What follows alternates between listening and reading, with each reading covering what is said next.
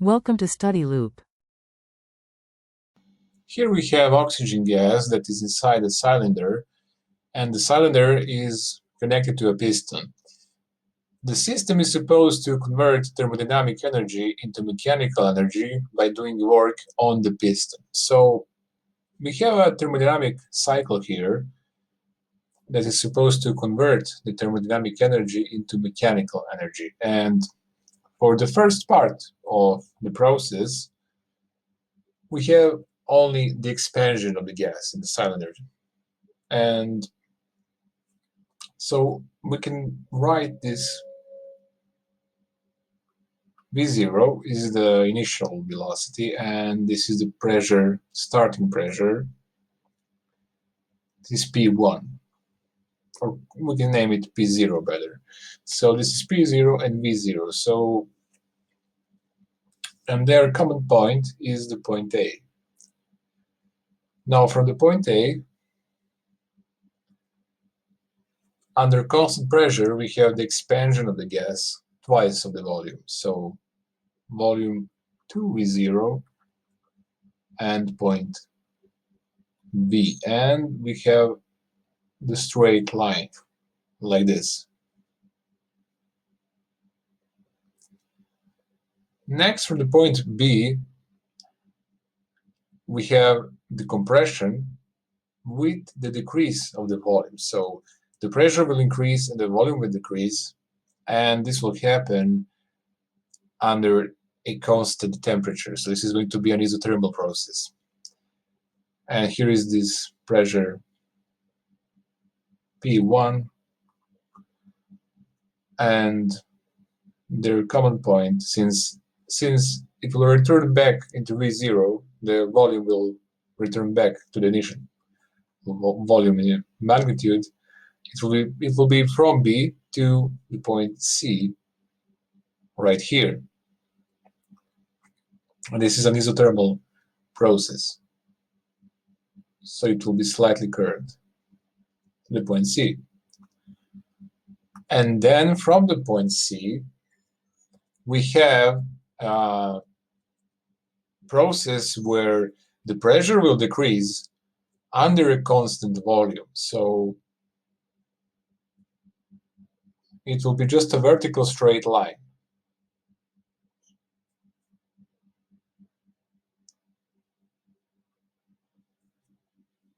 And here we have graphed the PV diagram, the whole process. So this is a cyclic process, and it returns back to the same point where it started.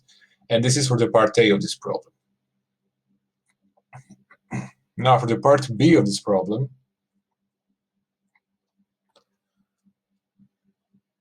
here we need to find the temperature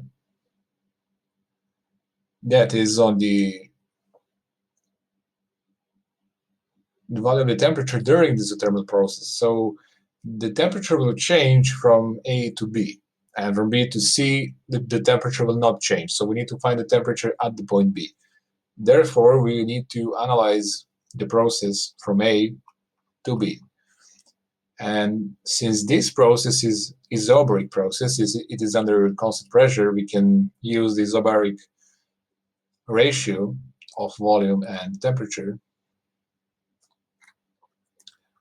which states exactly this. From here, we can derive the T2. So T2 equals T1 times the ratio of the volumes.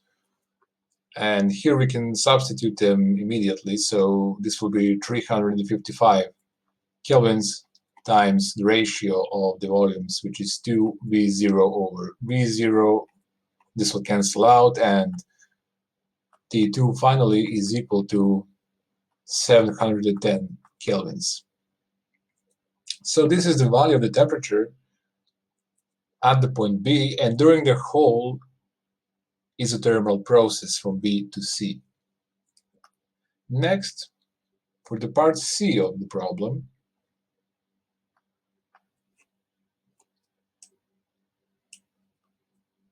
we need to find the pressure change during the isothermal process. So we will use the relationship between pressure and volume for an isothermal process. And all of these formulas, these ratios, derive from the ideal gas equation. Notice that if there is no change in temperature from the ideal gas equation, we know that the product of pressure and volume will be equal to nRT. If the number of mole is constant, this is a constant by definition, and there is no change in temperature, so the T is constant, PV is basically constant. And in that case, if we have some changes in pressure and volume, we can state that P1V1 equals P2V2, because this product must stay constant during the whole isothermal process. So in this case, we can immediately derive that P2 equals P1 V1 over V2. And we can substitute the known values to obtain that P2 equals 2.4 times 10 to the 5th power times, and again we'll substitute 2V0 over V0, which will cancel out.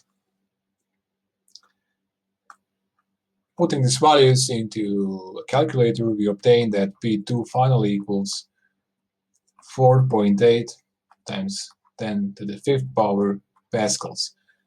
And this is the maximal value of the pressure. This is the value of the pressure that is larger than any other value of the pressure in the set of the pressure values on the vertical axis on the PV diagram. So for the part D of this problem, we need to finally evaluate the work done. And the work done, but in the isobaric phase, in the phase of expansion, we have where we know that we have the temperature change and we know that we have a volume change. So V1, because we need if we want to find total work done, work total will be equal to V1, which is the isobaric phase work, and V2, which is the isothermal phase work. The part where there is no volume change has no work magnitude, so it will be 0. So only these two parts are needed. And therefore, for the work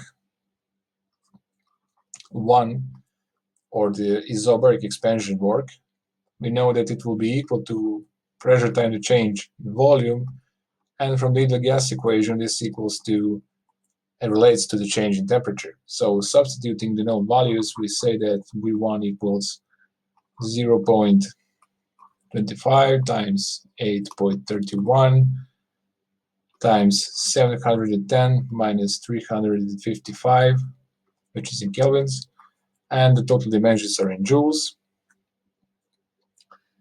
So V1 will equal, when we calculate this on a calculator, is 737.5 joules.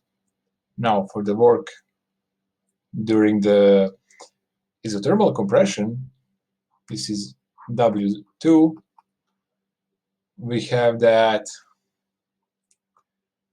in this case pressure will be a function of volume, so we should solve this by integration, but we know the result of the integration.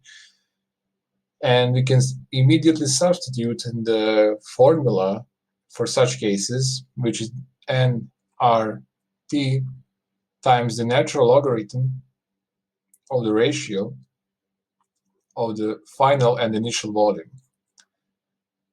So substituting that known and corresponding values,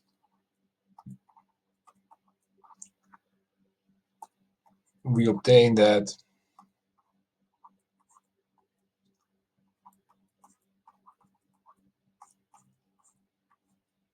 this will be negative. We can see that immediately from the logarithm argument. It will be in the interval from 0 to 1, and the logarithm function is negative from 0 to 1. This is 1.5 here. So when we put these values into a calculator, we see that V2 equals negative 1022.4 joules. So finally the total work done is V1 plus V2, which is 737.5 joules minus 1022.4 joules, and when we put this into calculator, we obtain that V total is minus 284.9 joules, which can be approximated to minus 285 joules. And the whole problem is now complete. I hope you find this helpful, and I hope to see you in another lesson.